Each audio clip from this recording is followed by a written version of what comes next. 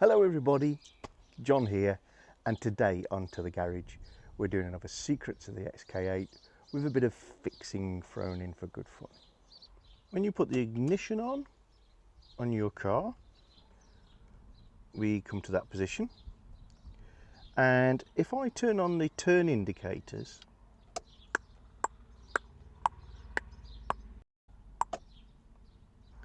we get the distinctive click click sound. Unfortunately, on my car, when we do the indicators, we only get a click click sound for one reason, and that is I'm making it. The XK8 is one of the earlier cars where you can't actually hear the flasher relay flipping over as either a bimetallic strip or a flashing relay. It's normally mounted behind the dashboard, and you actually hear the sound of that device doing its flashing. XK8 had a much more modern wiring system than most cars of its era, and for that reason there is no sound. It is literally silent. How then do they achieve the sound, and why is mine not making it? Because you guys know your car makes the sound. Well, the secret is this little grill of perforated holes in front of your key. That's where a little speaker sits, and that generates not only the simulated tick tick tick of your indicators, but an awful lot of the other warning sounds that you can hear in your car. I just point out that if the sound quality changes a few times for this video, I've been having a lot of problems with microphone connectors, so some of this is post-production sound and it's not matching up. Apologies, I'll get it sorted, but other priorities at the moment. A nice quick way of checking that you may have a problem with the speaker here rather than the flasher circuit or anything else more sophisticated is that the same speaker is used to generate quite a lot of the warning sounds in the XK8. Quick and easy for checking purposes. Ignition still on, car obviously not running.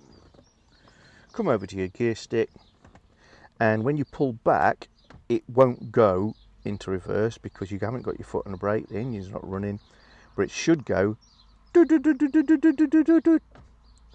it doesn't. That's just me again. I know, I'm very realistic. So two systems which both use that speaker, neither of which are operating, makes it worth investigating underneath the cowl. Let's have a look at that now.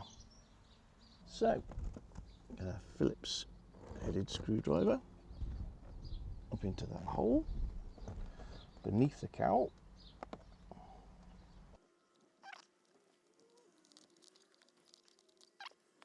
I'm obviously no massive expert on tools, but people are often asking me, because I play in a garage a lot, what's a favourite tool? What can I get for Uncle Bill? That's it. Little magnetic tray. Means you can chuck your screws in at any old angle. There's generally somewhere you can find to stick it. Interiors of a car are obviously a little bit more of an issue because everything's plastic and leather, but I'm not going to lose anything that's in this little bowl, so I think they're brilliant and would highly recommend anybody who does anything on cars, get yourself a little magnetic bowl with a rubber bottom so you can stick it on your wing, underneath your car, upside down, under the dash, anything like that, and just chuck your screws and washers in and you won't lose as many. So I'm just giving it a little tug with the adjuster lever in the down position for the column. I'll manoeuvre that again now that I've got it in position there, and out she comes.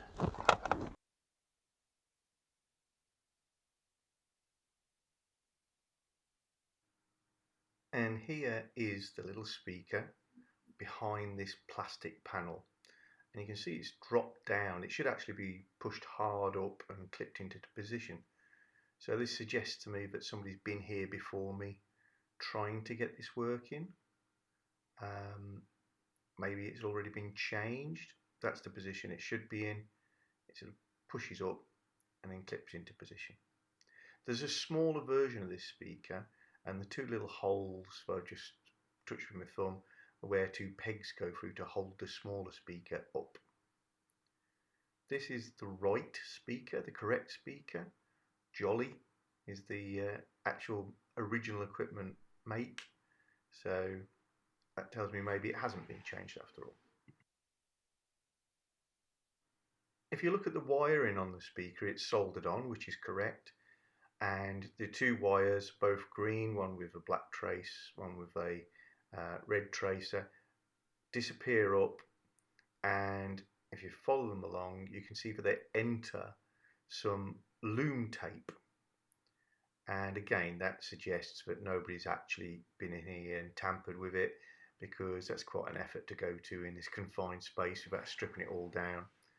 So this is original equipment, so nobody's changed it previously, and it's looking like I've got to swap it. So off to the toolbox to collect some tools and also a spare part. I've had a few questions lately saying, can I take everybody on a tour of the tools in my toolbox? And yeah, we'll get round to that.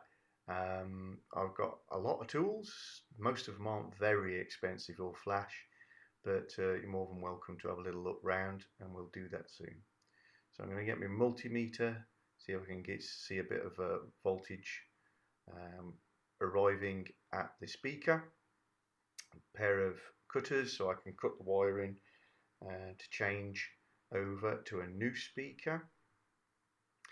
And talking of new speakers, I had got one in just in case, and it's an original equipment Jaguar one. No, I did not pay the full price.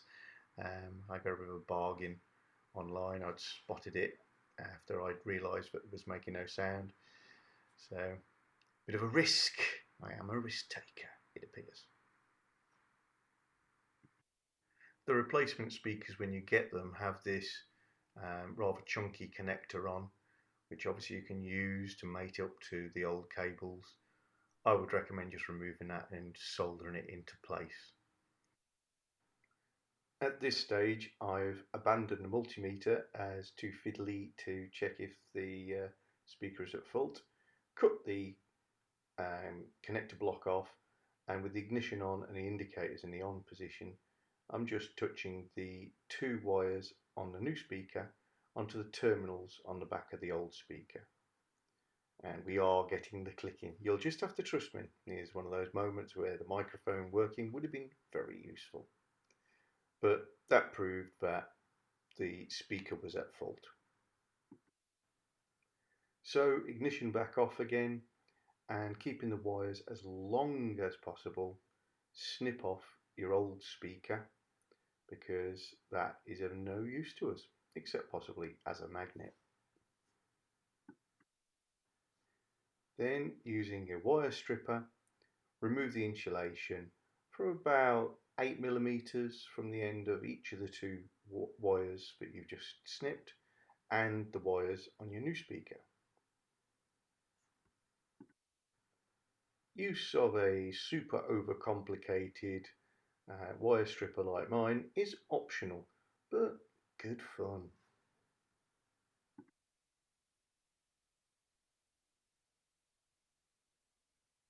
So we have the two ends stripped, and the ends on there stripped.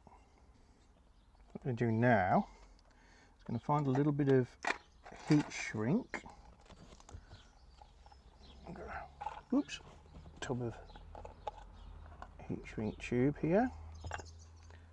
Get something right sort of diameter. Yep, a couple of pieces like that.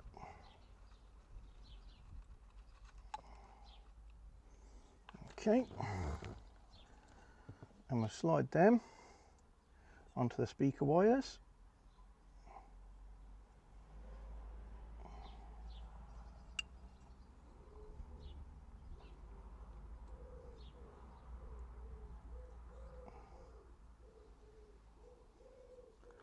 Right. Then what we're going to do is do a marriage joint, which is basically intertwine the individual strands of the two items and then give them a little twist. The beauty of the marriage joint is it doesn't actually add too much bulk to the joint. Then I could do with something to support the weight of the speaker so I'm not holding on to it. So I've got this little gadget that I've always found a lot of uses for. It's two electrical crocodile clips on a piece of very thick solder. There we go. It's holding everything in place. That's my little helping hands device, if you like. Whenever I've not got enough hands, that comes in very handy. And you can use it to solder with. And then solder this. Ideally you'd have a flat bladed soldering iron, but I've got what I've got. Best way of doing it is heat the copper and then use the heat that comes through the copper, there we go, to melt your solder. Although this is needing a bit of encouragement. It's the same soldering iron that I used recently for doing some plastic welding, which probably explains the state it's in. Should get a different tip for electrical work and plastic welding.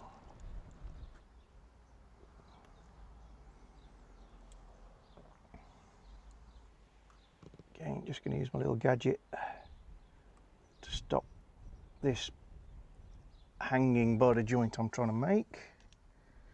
Warm up the copper.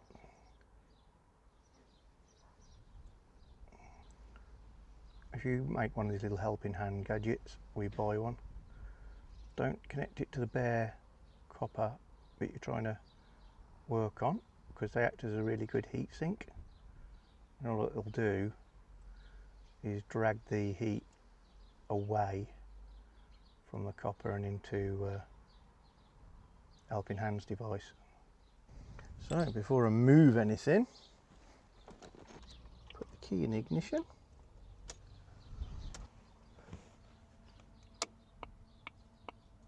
That's great.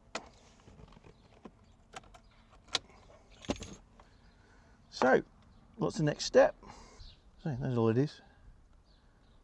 Two connectors, crocodiles, crimped onto a piece of solder.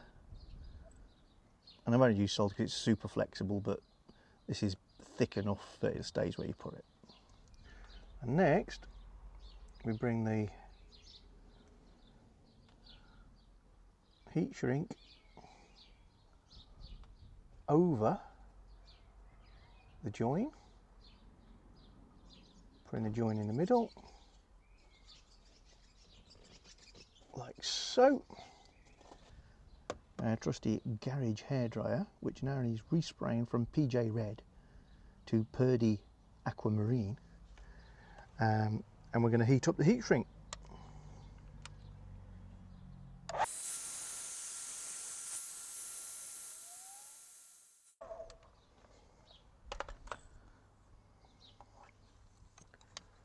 And there we go. What you end up with is a professional looking, well insulated, waterproof, slim joint. Newly repaired speaker, heat shrink, a little bit of insulation tape just here just to keep the wires a bit more easily controlled. And what we're going to do is push the wires up above where the speaker's going to live. Keep the speaker hard against this front panel so that you know you're not going to trap any wires between it and the panel.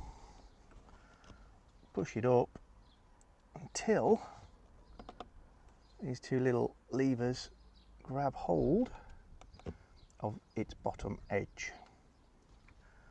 All that remains now is to refit this and we're away. Of course, it wouldn't be me if I didn't check out the plastic mouldings. So we talked about before, this is a very early car, one of the first 1,000 made, and typically they contain a lot of pre-production stuff. So October 96 is the sort of the first official cars got made on the Jaguar production line. But draw your attention to this tooling dial, and the middle part shows it's 96.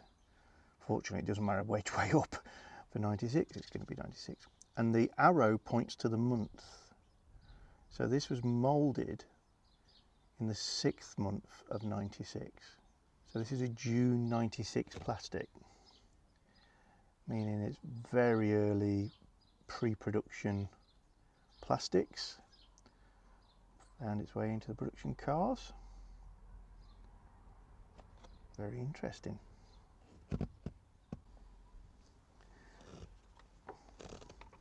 Refitting is just the reverse. You've got this rubber flap on the back edge that gets tucked inside here on the bottom of the dash.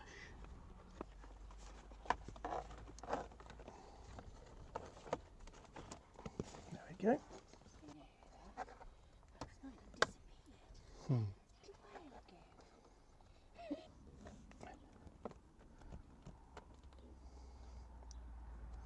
Helps to have a magnetic screwdriver.